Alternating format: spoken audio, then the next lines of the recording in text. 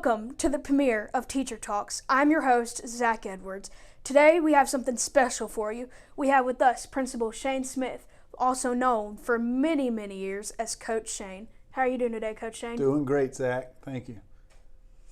So, you're the principal here at Franklinton High School, but for many years before that, you were the coach. But what made you want to be the principal?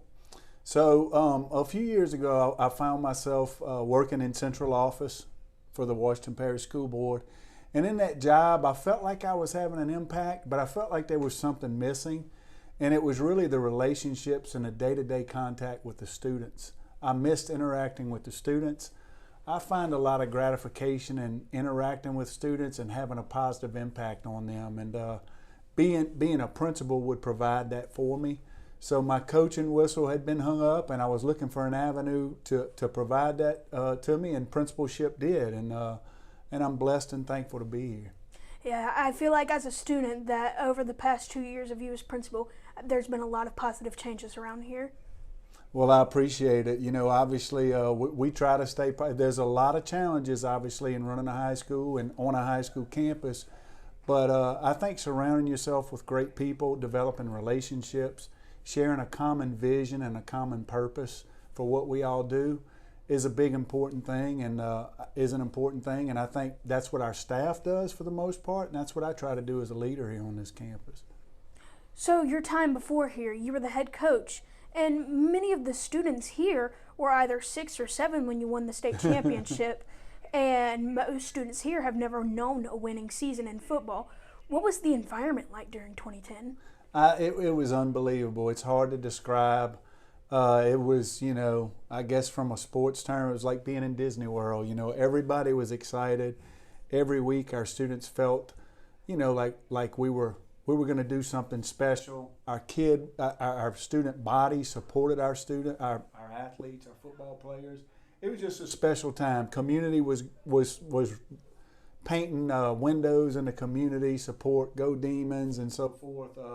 It was a very special time, and the beauty in that is that success transcended the athletic fields and also led into the classroom, into the hallways, and it sort of stoked the pride that our students had for their classmates and for their school.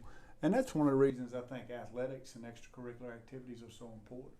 Yeah, the extracurriculars of the school reflect the school as a whole, and the excitement that surrounds them gets students excited, and they get more involved.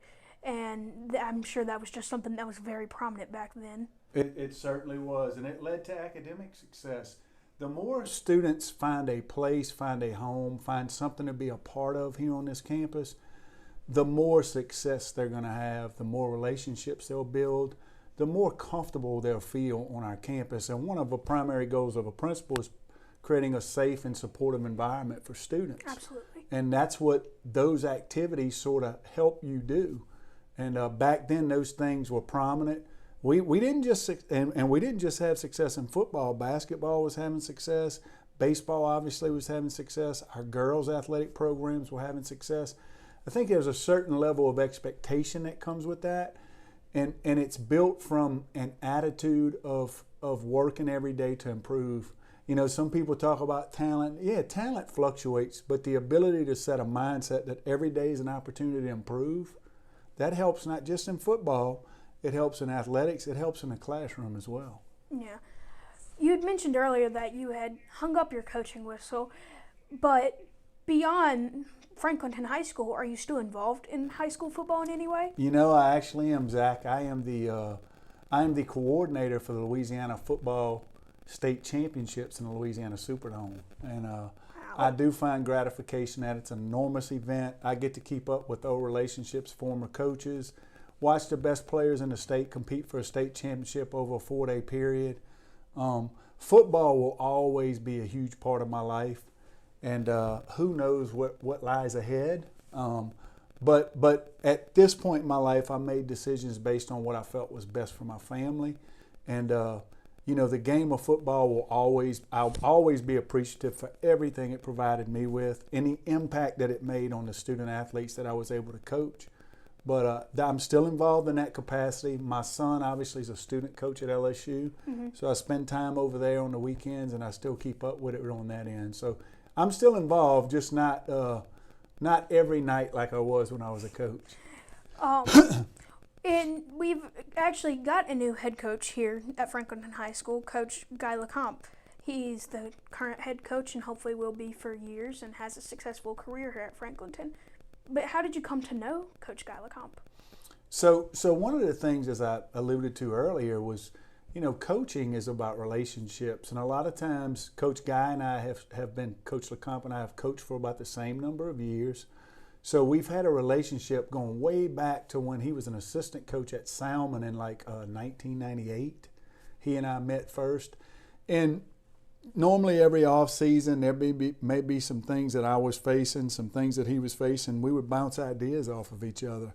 And I've always had a tremendous amount of respect for the job that he did at Mandeville High, the things that he overcame, the things that he did to build that program into a perennial, consistent, winner, successful program where they were the best that they could be. So we maintained that relationship over the years. We never lost sight of that. I didn't talk to him all the time, as I tell people. He was sort of we had a collaborative relationship based on coaching. And every year we just sort of checked in. Coach, I'm seeing these things. It could be fundraising ideas, but primarily it was about football X's and O's, and I always admired his ability to process X's and O's and teach them. Yeah, I'm sure having that relationship with another coach that you could relate to on a deeper level helped out with your coaching over the years and his as well. No doubt. I've always, and it's so easy. It's something that our students can utilize. So, as a coach, when I came up, the most successful high school coach who everyone knew about was J.T. Curtis. Well, my thing was, what did J.T. Curtis do? Can I meet him? Can I call him? Will he spend time with me? He's the most winningest high school football coach in the country. So I called him. I reached out to him. I went down, watched his team practice, videoed workouts, developed a rapport with him, and Coach Lacomp did the same thing. And then over the years, so if you want to find out how to be successful, you'd be surprised at how common the characteristics that successful people, how common those same few characteristics are. And they're not easy it's not easy to find out what they're doing. The hard part, it's not hard. The easy part is finding out what they're doing. The difficult part is doing what they're doing every day. And that's where some people, they can't keep the pace. They lose too many distractions. J.T. Curtis has a plan that he follows every day. He follows it to the letter of the law. Kids know what's expected, the student athletes, the coaches, and the parents. And it led to success. So we tried to emulate some of that when I coached. And I would like to encourage our students, if you want to be an attorney, find a successful attorney. If you want to be a doctor, if you want to be an auto mechanic, who are those people? Go pick their brains. Hey, man, you mind if I find out how you did this? What did you do with that? They're willing to share those things with you, and you have to make the decision to do what it takes to do what they did. And that's what leads to being successful. Well, we've spent a lot of time talking about your career in football, but let's head back into the past a little. What brought you into your time in the military? So when I was a senior in high school here on this campus, I had the recruiter came here, and he told me that you could go. I was concerned about going to college, how I could afford it. I didn't have the academics that I needed to get a free ride to college. We didn't have TOPS back then, so the opportunity that I had to go to college and have it paid for was through the military. And so my cousin, who was on this campus as well, he and I both visited with the recruiter. And he explained to us that we could have free tuition at any state college and receive the monthly GI Bill check if we joined. And that's what we did. And it had a profound impact on me, taught me discipline.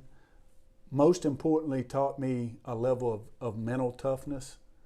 The ability to, I think a lot of people don't understand what your body's capable of doing. when your mind thinks, oh man, I can't do it, it can do it. It can do it. So it taught me how to push myself beyond that comfort zone more so than athletics or anything else did. And something I look back on as having a profound impact on me. It sounds like that time has shaped you as a person, even now, years down the road. I think it has. And I think most of us who have served in the military, it has done so. You know, it really has. It has a profound impact on you. It teaches you a level of discipline that you maybe you didn't know you had. Who would ever thought? And obviously, I'm not the only one. We've got a campus, 5 or 6 other individuals. You know, some people can't sit still in the classroom. Try standing still on a parade ground for about 2 hours in the same position without moving anything. That takes a certain level of discipline. And so we're all capable. It's just a matter of doing what it takes. So every week when I'm going to interview the teachers here at our lovely campus, I'm going to ask them the same question to end off the interview. And the question is, what is the advice you can give to the students here at Franklinton High School? So I would say first and foremost, dream. You know, have a dream for where you see yourself 5, 6, 10 years down the road. What kind of house you want to live in, what kind of car you want to drive, what kind of lifestyle you want to live. And never lose sight of that dream. That's your vision, all right? And then keep that, sort of in the back of your mind. And there'll be times where you'll have to think about that. Man, I can't wait to see. But ultimately, in order to get there, you have to do the right things every day. Make the most out of every day, no matter if it's an English class that you don't like or a math class that you do like. Focus and do your best in that class every day. And then in 5 or 6 years, you'll look back and you'll go, man, I'm here. I'm here where they told me to dream of being 5 or 6 years from now. Because it's not complicated. It's about taking little steps every day and seeing every day as an opportunity. And those are the things that the most successful people in this world are capable of doing. So it seems simple, can be a little complex, but that's what I'd encourage our students to do. It seems like very good advice. I've always heard people say that if you shoot for the stars, even if you can't make it to the stars, you might at least be able to make it out the atmosphere. That's it. That's exactly right. When you shoot for the moon, even if you miss, you'll land among the stars. Yep, no doubt. Well, it was lovely having you today, Coach, and I am thankful for your time, and I'm also thankful for your time for watching.